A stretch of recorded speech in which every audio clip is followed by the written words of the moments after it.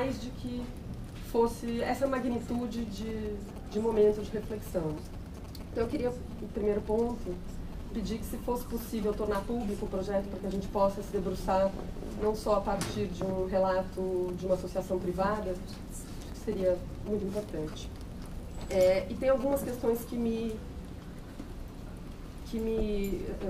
preocupam historicamente. Eu acho que a questão do teleagendamento, a ouvidoria trouxe, tanto na apresentação da pesquisa de satisfação dos usuários, quanto em alguns relatórios de gestão, da magnitude que esse tipo de atendimento representa nas reclamações que chegam à ouvidoria. Realmente é uma preocupação muito grande. Acho que o de Campinas foi tema de programa de TV, ou de Guarulhos a gente segue conseguindo não falar. Então é algo que realmente preocupa. E preocupa também com relação às populações específicas, populações em situação de rua, pessoas surdas, mulheres vítimas de violência, como é que se acolhe esse tipo de público. E por último, desculpa, eu realmente não conheço o projeto, nem o comunicado, então eu estou com algumas dúvidas.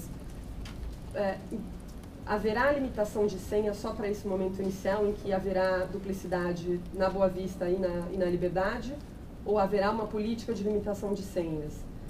As urgências serão também limitadas e só para o dia seguinte, ou a gente haverá... Não, é que eu não estou notando. Se esse acolhimento emergencial é só para o dia seguinte, ou se a gente vai ter alguma espécie de acolhimento emergencial. A gente tem alguns modelos mistos que funcionam muito bem, exemplo do INSS, a Receita, são modelos mistos que funcionam. E para compreender também, esse momento em que, se o sujeito chega em qualquer unidade da Defensoria, ele consegue agendar, mas haverá essa possibilidade. E, de novo, essa preocupação, ela vem porque na pesquisa e nos relatórios de gestão, isso é uma grande fonte de insatisfação. Mais alguém?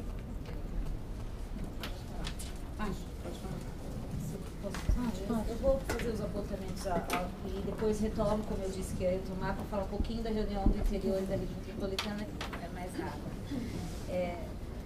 Luciana, essa possibilidade do agendamento, acho que está na nossa perspectiva, e é o avanço que a utilização do nosso sistema permite. Ainda não.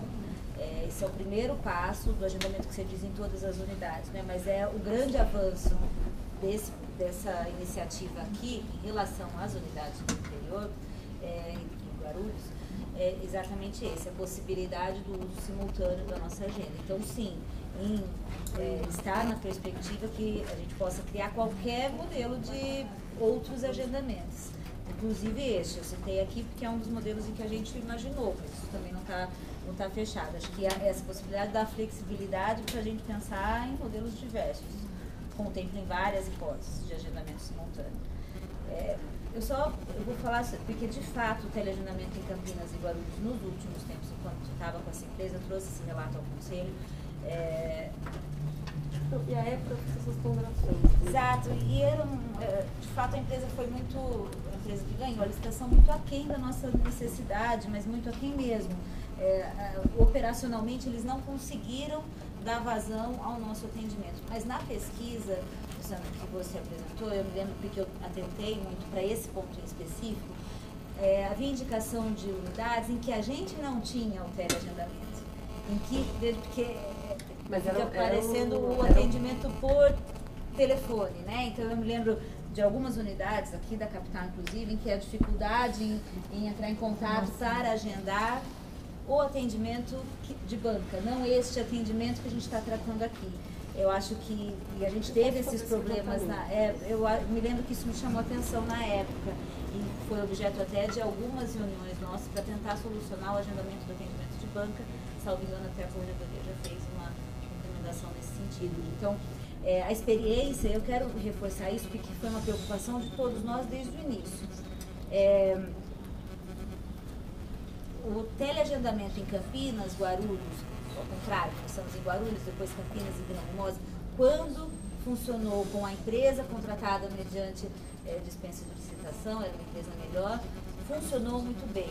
Eu pessoalmente tiro do piloto a convicção de necessidade de acertos em alguns pontos, mas de um acréscimo de qualidade imenso comparado ao nosso atendimento anterior.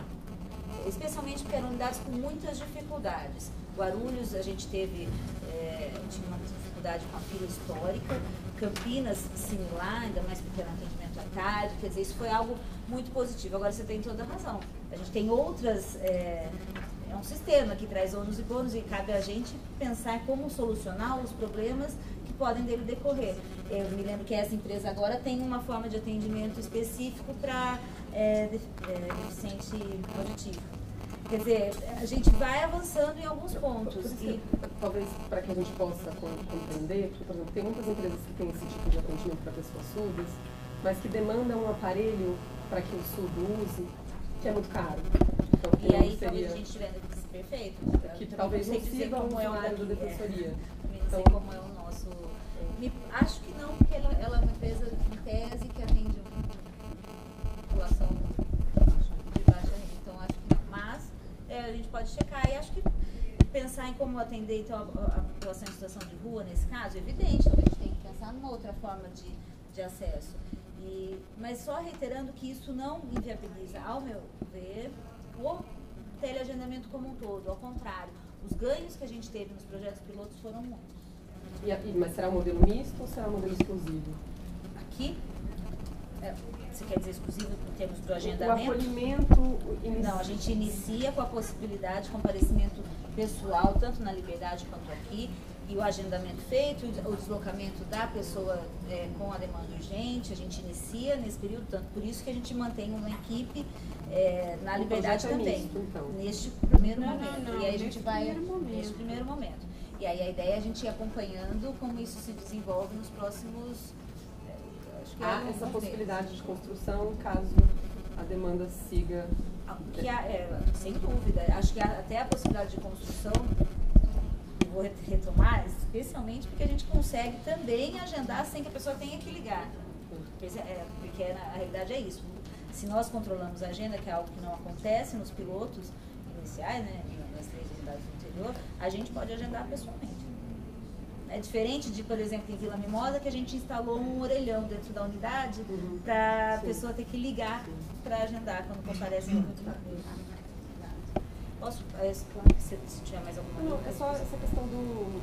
A principal preocupação com o modelo é principalmente com relação às urgências. Sem né? dúvida. Juliana, eu vou falar da triagem capital também. O meu também é muito simples, do interior. Também era só porque você vai falar acho que só para dizer que a reunião do interior e da região metropolitana, acho que as duas reuniões foram muito positivas e o ponto principal que apareceu, acho que como demanda do colega, era a nossa proposta também de ponto a ser discutido, se é necessário um modelo único. Ou se a gente hoje tem unidades com tamanhas peculiaridades que exigem um modelo diferenciado de atendimento. Então, a gente discutiu bastante, diversos colegas participaram, ainda está, a gente pode, no comunicado já dizia que os colegas que preferissem podiam encaminhar sugestões por escrito, e a ideia é fazer agora uma reunião, então eu pedi para os coordenadores retomassem esse assunto nas suas unidades, e uma reunião presencial com os coordenadores, acho que em breve, próxima semana, se a gente conseguir a agenda, para retomar esse assunto. Acho que nós temos, em regra, um modelo e algumas exceções pontuais. Então, a discussão agora é se as exceções têm funcionado bem para aquela realidade, se tem outras unidades que se assemelhem àquelas unidades que têm um modelo diferenciado, se a gente deve expandir isso ou tentar realmente a fixação de um modelo único para todas as unidades. Bom dia a todos e todas. Na verdade, antes de adentrar propriamente dito na minha fala, só queria comentar rapidamente a questão trazida pelo Marcelo, pelo português. Acho que, independente da exaltação dos ânimos, pelo menos do meu ponto de vista, a objeção não era a sala da ouvidoria geral ser no mesmo prédio da triagem. Na verdade, a objeção era um eventual problema de comunicação que poderia atrapalhar o atendimento jurídico em si. Enfim, isso a gente pode conversar depois. Eu me disponho até a expor melhor a minha opinião ao ouvidor e aos dois membros do Conselho Consultivo que aqui estão. Sem prejuízo disso, puxando o gancho do colega Marcelo, que veio aqui falar sobre algo que ele considerava central, um problema central no projeto de teleagendamento, eu acho que, em pese ele tenha tido tempo para refletir sobre a reunião, diferente do que aconteceu com a PADEP, que estava ali e reagiu no momento da reunião, eu acho que ele também não tangenciou, no meu ponto de vista, algo que é central sobre esse projeto, que é o investimento que se faz para um teleagendamento que vai tirar a pessoa da casa dela, lá da periferia, vir para o centro para, então, pegar uma senha e voltar a uma unidade que dista do centro, quase a mesma quilometragem que ela percorreu para vir até o centro. Né? Eu sei de todos os questionamentos, mas eu tinha que colocar isso, porque isso é algo que eu, o Bruno Miragaia, viemos aqui repetidamente falando no longo desses 2 anos de gestão, da necessidade de se planejar efetivamente uma descentralização. Porque não adianta agendar um horário para o usuário vir até o centro, para ele simplesmente pegar uma senha que vai dar direito a ele esperar na fila lá em São Miguel, para então receber uma lista de documentos com agendamento para daqui 6 meses para voltar e ter o direito à propositura da ação, que vai demorar mais 3 meses. Né? Então, se há problemas estruturais nesse projeto, isso não é a divergência entre o Marcelo e a PADEP. Não, isso perpassa por algo maior. Né? Um problema na estrutura do investimento que fazemos. Né? Eu sei, eu vou deixar até... Eu só queria colocar isso para ver que um atendimento tão complexo como esse da Defensoria Pública na capital, ele não se resume também a uma reunião. Né? Eu acho que isso tem que ser debatido com calma, com possibilidade ampla de discussão, com interação para a sociedade civil, porque senão corremos o risco de perpetuarmos um sistema falho. E aí sim nós vamos ter saudade da OAB, ou de... Eu nem lembro de como era a OAB, não sou tão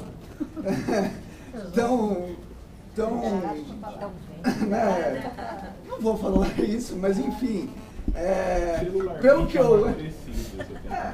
enfim, pelo que eu acho, nós temos que projetar com paciência, com um tempo maior aí. Eu espero, sinceramente, que a administração, após o processo eleitoral, cria aqui certos desgastes, certos embates totalmente desnecessários, com risadas daqui, risadas de lá, né? Coisas que não precisaríamos passar, e eu falo isso como pessoa que não é mais candidata. Não podemos discutir um tema tão sério sobre o julgo de um processo eleitoral. Né? E ainda mais com piadinhas. Né? Enfim, além disso, e agora mudando o tema... Em primeiro lugar, posso fazer só uma observação, porque isso é importante. Pode. Quero dizer que a administração comunga desta sua posição e é este o objetivo. Eu quero que, talvez, a magnitude que estão dando para essa mudança para o Boa Vista 150 seja exagerada. Isso é primeiro passo para tirar as pessoas de uma condição de completo falta de condição de trabalho do parte dos defensores e servidores estagiários e péssimo acolhimento dos usuários para cá com uma condição melhor e mais digna e mais humana. tudo que você pontuou é o que nós pensamos em fazer. Descentralização, isto é um primeiro e pequenininho passo para isso, porque este nosso projeto de teleatendimento, que se tem um script que nós pretendemos ampliar, ele servirá para a descentralização. Então, tudo isso está no nosso horizonte, só que a gente não tem defensor para fazer descentralização hoje. Agora, se o Conselho entender que deve caminhar na descentralização com os 200 cargos que ainda temos, excelente, vai ter todo o apoio da administração, pelo menos a atual administração.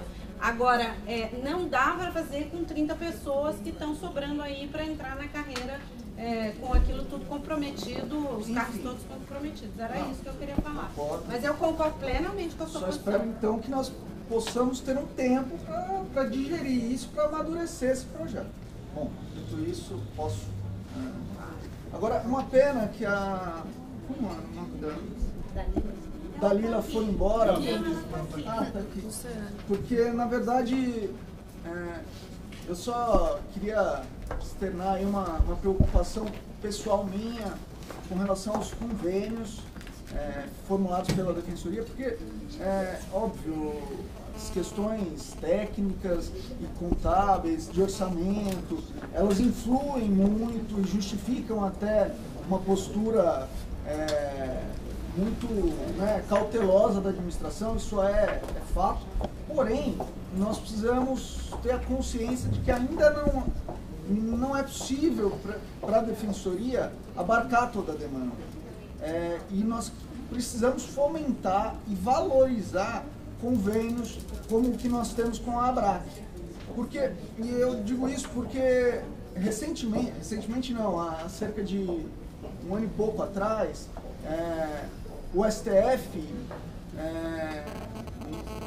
contando com uma brilhante exposição oral da nossa Defensora Pública Geral, permitiu que a Defensoria Pública celebre contratos com entidades outras que não obrigatoriamente a Ordem dos Advogados. E de lá para cá, o que eu particularmente notei, atuando na minha unidade, é que esses convênios retraíram. Ao invés da gente ter um estímulo, porque o STF disse que a Defensoria Pública pode, sim, formular convênios para complementar a sua atividade fim, que é a prestação de assistência jurídica integral e gratuita à pessoa hipossuficiente, nós, talvez pressionados pelo Tribunal de Contas, retraímos essa postura, diminuindo convênios com faculdades. Em Franca mesmo, salvo engano, houve ou a diminuição muito brusca, ou o cancelamento de um convênio que a gente teve, ou Não foi a administração. Eles que não quiseram. Além disso, também eu tenho que falar isso, que é um problema com o convênio da Fundap, Funap, que do meu ponto de vista, eu não atuo na execução criminal, mas já tive contato com colegas que fazem, ele ainda é um convênio essencial, porque são os Fundaps, os advogados da Fundap, que dão a entrada nos pedidos de progressão de regime, e aí o defensor então atua nos processos. A Franciane pode me corrigir se eu estiver falando alguma bobagem, mas me parece que a gente tem que até tirar um pouco dessa nódoa que temos com a FUNAP por conta de problemas do passado e tentar resgatar uma melhor parceria com esse convênio, que ainda é fundamental para a atuação da Defensoria em execução criminal, porque nós não estamos nos estabelecimentos propriamente dito, não no dia a dia. Sim, há visitas, atuamos nos processos, mas quem está no dia a dia com as pessoas reclusas ainda são os advogados da FUNAP. Então é isso. Ok.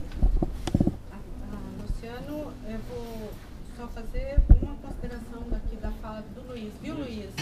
Luiz, só queria observar que não houve por parte da Defensoria dessa administração nenhum retrocesso em relação aos convênios, nenhum. Não houve ampliação. Explico por quê.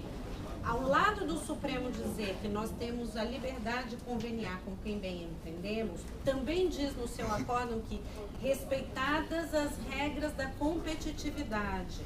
E o Ministério Público está, sim, a todo momento indagando, isso no âmbito do Tribunal de Contas, onde está a competitividade na escolha dos parceiros e que querem se apresentar.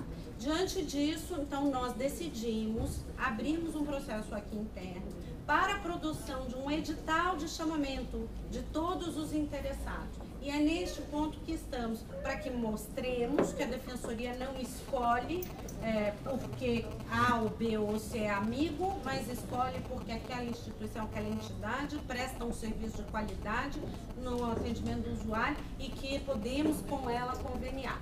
Então, foi esse o ponto. Não há nenhuma intenção de limitar, muito pelo contrário, queremos ampliar cada vez mais, mas queremos fazê-lo de acordo com as regras da lei de licitações e que específica para os convênios que também se aplica e com a segurança jurídica que é necessária, tá? Que fique bem claro isso. Em relação ao FUNAP, estamos pactuando uma nova forma de convênio que vai melhorar com metas de atendimento, que é o que nós pretendemos impor aí para essa conveniada. Tá bom? Tem, o Luciano está inscrito. Você quer se inscrever? Não, era só você falar um pouquinho, que era a minha única questão, mas tudo bem. Depois eu respondo. Luciano? Bom dia a todos. Eu só queria fazer um breve comentário sobre o que foi dito aqui hoje sobre a dona Dalila, né, relativamente à doutora Dalila, sobre a questão dos convênios. Os convênios, alguns andaram para trás, até por própria pressão da OAB, né, que pressionou advogados para que deixassem os convênios sobre pena de TED, etc. Há uma pressão política, são em Ourinhos, outros lugares, eles querem um mercado exclusivo para eles de convênio. A gente sabe disso, vamos deixar isso bem claro. Há pressão sobre as faculdades, há pressão sobre os advogados. Eu não sei se em Guarulhos acontece isso, mas em outros lugares aconteceu. Mesmo nós defensores entendemos que não precisamos estar vinculados à ordem dos advogados, porque a nossa capacidade postulatória vem da posse no cargo, segundo o poder federal, que nos permite isso, e mesmo assim os não vinculados, como tem alguns colegas aqui, que pediram a exclusão dos quadros da OAB, foram forçados depois de alguns anos a voltarem aos quadros da OAB, tem ações judiciais movidas por defensores públicos, tem uma DIN correndo no Supremo relativamente a questionamento da OAB sobre esse artigo legal que nos permite não estarmos vinculados a uma entidade corporativa privada, apesar de sermos servidores públicos. A gente tem lutas, e como vocês também, tivemos fiscalização do Ministério Público, fizemos TAC também, limitando nossos estagiários, né? Temos as mesmas dificuldades, tenho certeza que estamos no mesmo barco, cada um com os seus problemas, mas todos estão no mesmo barco no sentido de dar uma assistência jurídica gratuita à população carente do Estado de São Paulo. Eu espero que o pessoal da assessoria, o Júlio e o Gustavo são extremamente eficientes, eu espero que eles possam ajudá-los a resolver esse problema com o MPT. Relativamente à mudança do atendimento, eu conheço a Procuradoria do Estado desde a época do estagiário da PJ em 94. Eu lembro que naquela época incomodou-se um governador do Estado que achou ruim a fila estar na rua, aquela fila das 7 horas da manhã, mandou que a fila entrasse para dentro do prédio, esconderam a fila nas escadarias do prédio. As pessoas ficaram naquela escadaria de caracol, abafadas no corredor, porque não podiam mais ficar na rua, porque estava pegando mal. De vez em dar dignidade, a gente escondia o problema, né? Eu vejo a mudança do prédio como mais um passo. Por quê? Porque lá a gente não consegue instalar computadores, porque a rede elétrica não suporta.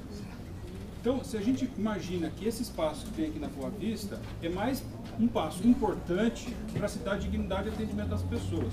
Eu não posso ver como um final. Eu não vejo isso como um final. Porque eu acho que nós vamos estar em constante aperfeiçoamento. Agora, eu acho que sim, deve ser comemorado aí esse novo espaço. Se vai dar dignidade para as pessoas, né, para que seja um atendimento. mas eu também não posso ver isso só como o teleagendamento como única porta de entrada. Eu acho que é mais uma porta de entrada, né? Eu acho que a gente não pode limitar, fechar, olha, o senhor não vai ser atendido, tá? Eu acho que a gente tem, inclusive, ato regulamentando que os casos urgentes são atendidos em horário de expediente. Nossas unidades têm defensores de plantão para atendimento de casos urgentes, principalmente Maria da Penha. Eu acho que a gente tem que tentar manter esse modelo, que no horário de expediente, que nós atendemos os casos urgentes, e não mandar ninguém embora nesses casos. Isso é mantido. Eu acredito em vocês, eu estou falando que eu acredito em vocês. Eu não vejo isso como porta de fechar, estancando, eu vejo porta se abrindo. Mais uma opção por telefone, pela internet, com a aplicação do DOL. Espero que o DOL chegue também à região metropolitana e interior. Eu espero que essa dignidade também seja transferida para os usuários da região metropolitana e do interior, que as pessoas não aguardem horas, né, para serem atendidas e terem que voltar no outro dia porque não trouxeram todos os documentos. Eu espero que a pessoa chegue lá no horário, seja atendida no horário com todos os documentos, e eventualmente ela saia com o problema dela resolvido. Eu só queria deixar isso bem claro. Eu acho que é um importante sim passo, portanto que a gente adquira mais dignidade do atendimento ao usuário. Eu não vejo isso como final de conversa. Eu acho que essa reunião que teve não foi uma reunião, olha, vai ser assim, acabou, está resolvido o problema da dignidade do atendimento do usuário. Acho que não é. E nem posso imaginar que seja, porque senão você ia aposentar. Gente, isso é só uma mudança de prédio, só isso. Com uma melhora de atendimento. O modelo vai ser amplamente debatido e isso vem com calma, né? Eu agradeço. A PADEP, Rafael. Novamente, bom dia, boa tarde já. Estamos no nosso longo momento aberto, rico, como disse o José Moacir. Apenas comentar que, como é recorrente na história, aqueles que sempre se dizem democráticos acabarem em posturas totalitárias. Né? E quando a gente diz totalitário, é autovisão, autossuficiência com as suas posições. Como eu disse, eu acho ingênuo achar que todas as pessoas vão supor que a crítica da associação à atual gestão da ouvidoria é uma crítica aos movimentos sociais ou a crítica ao modelo da ouvidoria. Eu acho que isso é antidemocrático. A crítica da PADEP é a crítica específica à atual gestão e ao atual modelo que nós acreditamos, totalitário, uma visão equivocada de defensoria pública, uma visão equivocada do seu papel na história, inclusive, ao contrário da percepção que a ouvidora tem de si, né, tem sim embaraçado e muito o avanço da ouvidoria pública no país. Né? Inclusive é um ponto Eu queria entender se a gente vai entrar nesse debate, eu vou ter que pedir aqui que o presidente decoro respeitar seja mantido. quando a ouvidoria Não fala é a e a primeira vez que associação. isso acontece. Conselheiros, eu inscrevo ambos. Só peço para que a gente não prolongue esse debate que já foi feito, mas a PADEP pediu a palavra, eu dei, se a ouvidoria quiser, mais uma vez eu dou novamente. Não vai ser a primeira vez que há quebra de decoro. E se chegarmos nesse limite, eu acho que vai ter que ter. Pedir para que então, o debate seja sereno.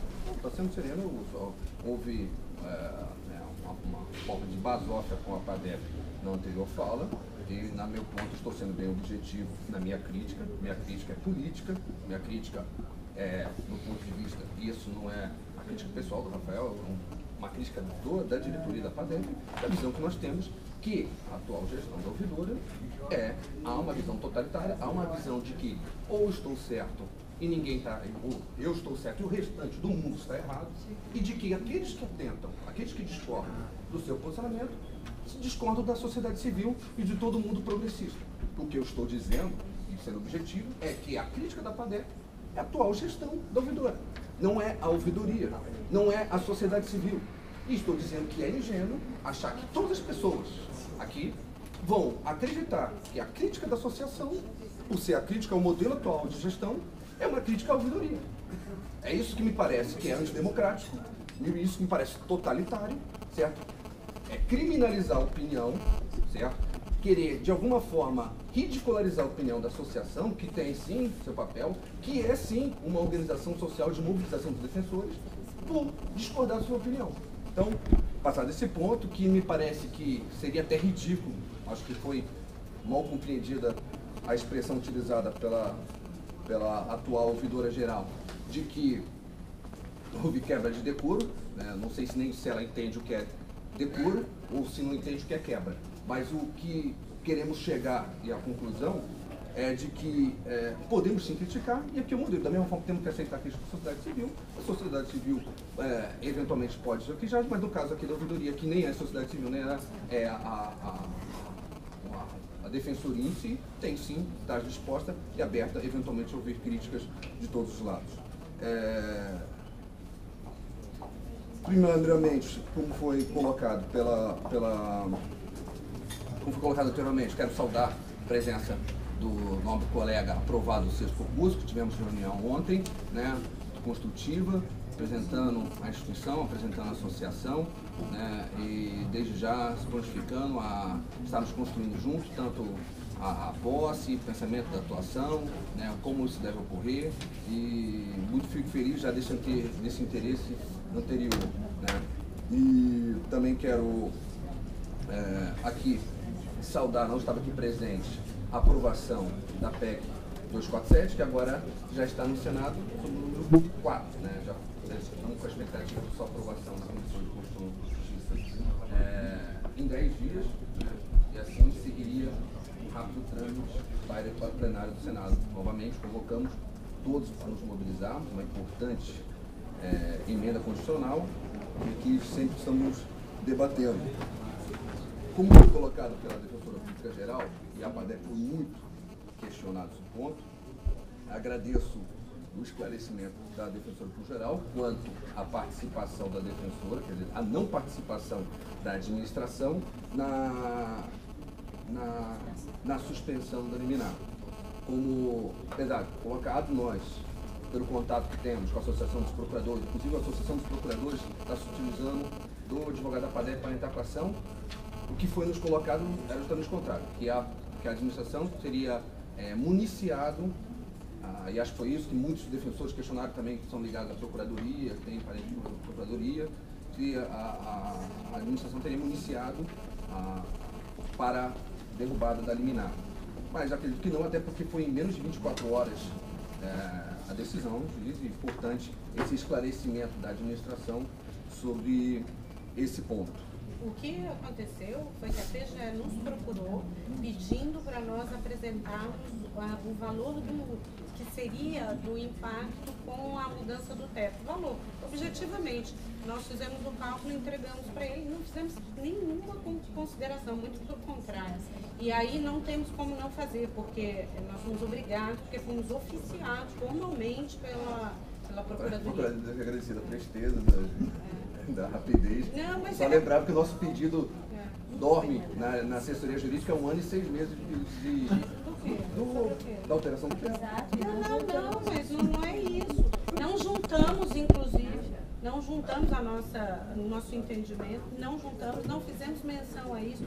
E o valor é muito objetivo, é mudar de X para Y e saber quanto isso significa. Que, aliás, é um valor que não é nada significativo, faço questão de dizer. Por isso a administração tem todo interesse em cumprir. Um valor que não é significativo. Então, eu quero deixar bem claro, eu sou obrigada a fornecer, porque eu fui notificada como defensora geral a apresentar. Agora, quero que compreenda que daí vai uma grande instância, nós todos temos interesse no cumprimento desta decisão, porque ela vem revestida de juridicidade, já que de um juízo. Então, para nós seria muito tranquilo o cumprimento. Agora, lamentavelmente, isso não aconteceu e não tem qualquer relação com a administração, muito pelo contrário. A defensoria foi informada já formalmente da suspensão? Foi informada pedindo para que sustasse a elaboração da folha nesses termos, foi ontem de manhã. Se tivéssemos enviado a folha para o Banco do Brasil, não teríamos retrocedido, mas a folha não tinha sido enviada e eles têm essa informação. Então tem que cumprir a decisão judicial, sou obrigada a cumprir a decisão judicial para um lado ou para o outro. Bom, estava com a palavra, saiu, eu vou encerrar o momento dos conselheiros, a Luciana que também pediu para... Eu queria falar sobre mais um assunto. Tá bom, então deixa ela falar sobre essa questão e aí a gente encerra. Eu queria só ponderar que trazer a ouvidoria para o contexto desse debate realmente me causa espanto. Polarizar um debate aparentemente eleitoral em torno da ouvidoria é algo que não nos interessa, não entraremos nesse patamar de construção, a nossa proposta sempre foi outra. E reitero aqui sim que é a segunda vez que há quebra de decoro. É a segunda vez que a ouvidoria, dessa vez não de forma direta, mas da primeira vez sim, é qualificada como ridícula pelo presidente da associação. Então, se isso não é quebra de decoro, é difícil imaginar que possa ser. Da outra vez foi ridícula, infantil e desnecessária. Dessa vez foi me chamar de ridícula e pela segunda vez dizer que eu ignoro o conhecimento das palavras. Eu queria só aqui, ele levantou, mas fazer esse apelo para que mantenhamos um diálogo respeitoso como sempre houve. Todos nós fazemos esse apelo aqui, o conselheiro também fez, eu repito isso, conselheiro, vamos tentar preservar a defensoria e todas a nossa razão de ser, de existir, enfim, desse momento, nosso pensamento agora nesse momento, para que ele não seja contaminado por esse momento eleitoral. Luciano, por favor. Só um alerta, que hoje acabam as inscrições para a Comissão de Prerrogativas, né? E não há nenhum inscrito, segundo me informei na Secretaria. Pedir para que os colegas reflitam sobre essa questão da Comissão de Prerrogativas, porque semana que vem nós estaremos sem Comissão de Prerrogativas, porque não temos interessados. Espero que alguém se inscreva até o final do dia para ocupar esse importante cargo. Relembrar que a gente já discutiu isso, talvez de refletir sobre o afastamento do colega que presidia a Comissão de Prerrogativas, né, nessa distribuição de próximos 90 cargos. Até porque eu não sei se é esse que está afastando os interessados da Comissão de Prerrogativas, mas eventualmente essa situação, a gente percebeu que em alguns momentos, inclusive o atual presidente, defende essa situação de afastamento do colega que foi para o presidente da Comissão de Prerrogativas. Eu espero que a gente não fique sem essa função aí, que eu acho que é muito importante para a defesa dos nossas prerrogativas legais, da defesa dos interesses dos nossos assistidos. Obrigado. Conselheiros, vamos encerrar o momento dos conselheiros. Podemos ingressar na pauta, na ordem do dia, já estamos bem avançados no tempo. Eu lamento aqui comunicar que não vou poder julgar o concurso de promoção em face da liminar concedida por um colega que o juiz determinou a suspensão do concurso. Então, nós estávamos com aqui o voto... Não, é seu, né? Não, eu estou com as impugnações ali de legitimidade. 3 Acabei de receber por e-mail da assessoria jurídica. A liminar suspende de 3 por 4. Que é exatamente esse que eu estou com as impugnações. Não, do 2 por 3. Do 2 por 3. Não, ele atinge o 2 por 3 e suspende, manda suspender o concurso de 3 por 4. Pelo menos é o que me Deixa chegou. eu ver. Não, não é não. Eu tenho aqui, se não vejamos. Vou abrir aqui e vou falar para você. O que me chegou foi exatamente esse texto. Liminar concedida para suspender o julgamento do concurso de promoção para nível 3. Para nível 3, talvez seja 2 para nível 3. Para nível 3. É o que passou. 2 para 3. É claro que a base de Vai cálculo mudar. ela fica prejudicada, né? Ela pode ser alterada, depender Não, da... acho que não. Porque ele entraria no lugar do colega que se promoveu, né? É esse o tempo dele. Não, a base de cálculo não muda, Então, não. mas o que eu não quero muda. ponderar aqui, acho que compartilhar com os Mas conselheiros. inscrição isso vai ser promovido. Não, mas nós ele altera na verdade, o problema aí é que a decisão judicial em questão, ela altera a forma como nós julgamos os concursos. Aí eu não sei se houve ou não essa suspensão, mas talvez seja precavido da nossa parte, cauteloso da nossa parte, suspender, já que estamos diante de uma possível alteração. Em relação ao mecanismo, mas o número de promovidos não se altera a base Aliás, legal. esse é um problema, porque a Lei 80 traz uma série de inovações que este Conselho já entendeu, hora que se aplicam, hora que não, dependendo se é a parte específica da União ou não. Tomo como exemplo a ouvidoria, que decidiu-se aqui, em determinado momento, que a Defensoria Pública de São Paulo continuaria sendo órgão da administração superior e contra um dispositivo da Lei 80.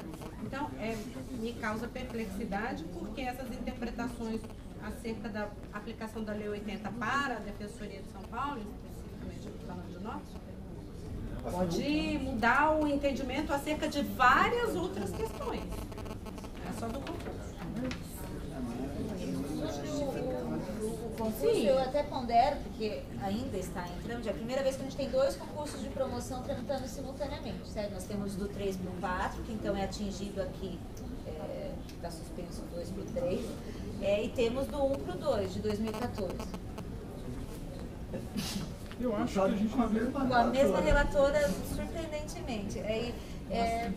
Se eventualmente tiver voto e não está suspenso o concurso, eu acho que a gente tem que tocar o barco. Mas será que não é temerário? Minha ponderação, eu não tenho convicção ainda sobre isso, mas não é temerário? Aí nós tocamos, firmando, mantendo a posição que esse conselho já vinha adotando, e aí depois temos a impugnação judicial novamente? Não, é que o que eu acho que o conselho sempre julgou com base nos requisitos da sua deliberação, porque sempre teve a motivação de legalidade. Não é porque houve, me parece, não é porque houve a suspensão de um concurso específico em juízo ainda superficial de legalidade que o conselho vá nos demais alterar o seu sentimento de legalidade previsto na nossa norma. É claro que poderá haver uma impugnação específica desse outro concurso, mas aí é exercício de futurologia. Como poderá haver também coisas julgadas conflitantes? Isso é natural. No judiciário, na magistratura, no MP, agora é que a gente cumpre a ordem judicial e mantém a nossa normativa. Me parece, a não ser que, num dado momento, se as ordens judiciais, as decisões judiciais se avolumarem, no sentido de que o posicionamento do Conselho é ilegal, porque nem coisa julgada nós temos ainda. Mas se isso acontecer, o Conselho haverá aqui de analisar uma eventual mudança.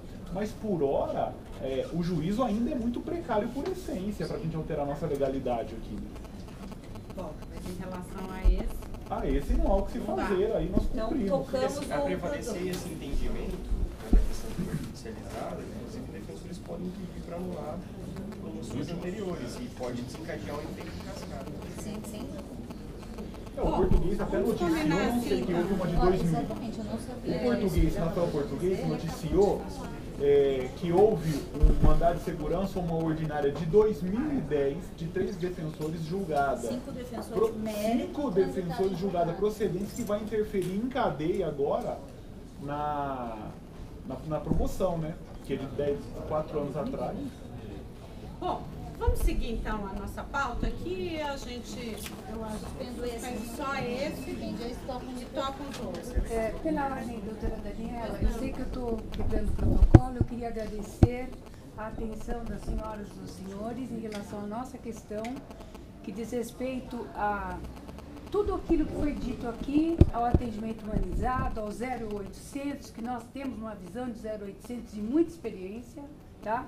Que podemos até contribuir com algo que está sendo construído e dizer que esperamos dessa instituição um apoio sem o qual não vislumbramos nenhuma saída. E, ao mesmo tempo, lamentar ter presenciado um ataque à ouvidoria, que é tão preciosa enquanto movimento social, enquanto militante dos direitos humanos, representante de ONG. Quero lamentar e acreditar que a gente possa marchar sempre juntos dentro de um espírito de generosidade, de benevolência, de compreensão. Obrigada por tudo. Bom fim de semana para todos e para todos. Olha, Dalila, com todas as nossas limitações no poder de interferência dessa questão, como expliquei, mas mesmo assim eu já pedi para que a assessoria procure vocês e no que a gente puder auxiliar, a gente vai tentar dar esse suporte, tá bom? Bom fim de semana. Obrigada, tá bom. Ó, peguei a decisão aqui, ela manda suspender os efeitos do julgamento do concurso e respectivos recursos, processo 256 de 2013 e 112 de 2014, e determinar que o impetrante seja incluído entre os promovidos por merecimento para o nível 3. É que ela manda incluir, mas manda suspender, mas enfim, suspende. Tá.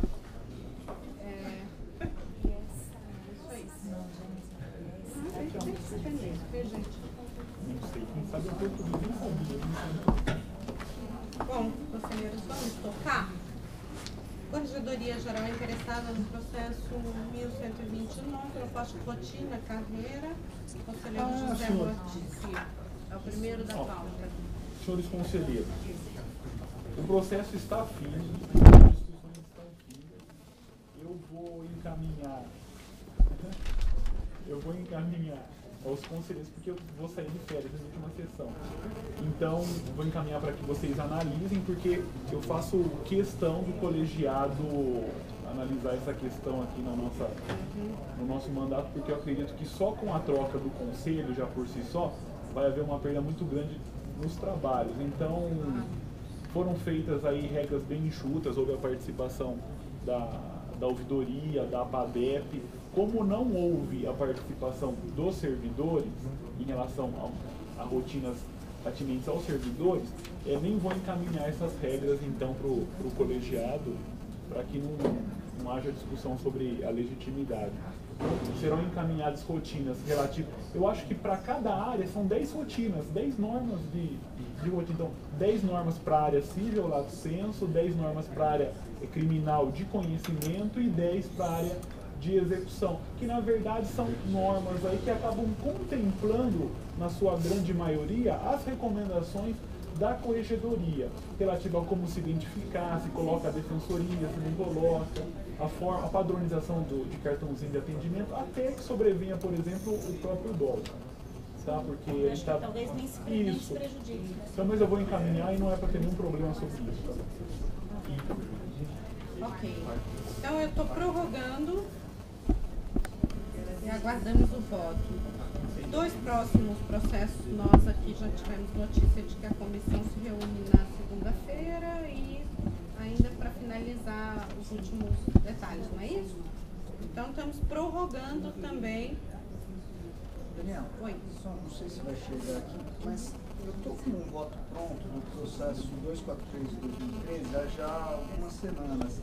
E o pessoal do Núcleo de Situação Carcerária me pediu para apresentá-lo como forma de iniciarmos um debate. Ótimo, excelente. Acho que a gente chega lá. Acho que dá tempo? Sim, chega sim. Senão a gente chama o processo. Vou chamar a exceção? Exceção, só temos uma aqui hoje. Já exceção não, inversão. Eu tenho uma, que eu não sei se está na pauta. Não sei se está incluído aqui, é que a secretaria não me comunicou formalmente sobre a necessidade de inclusão, então não sei se o colegiado entende, mas eu recebi agora, nesse momento, o pedido de debates entre os candidatos. Eu sei. Esse também talvez tenha uma certa urgência. Tá? Bom, eu tenho aqui anotado que pelo prazo, urgências são o CSDP 134. O que mais?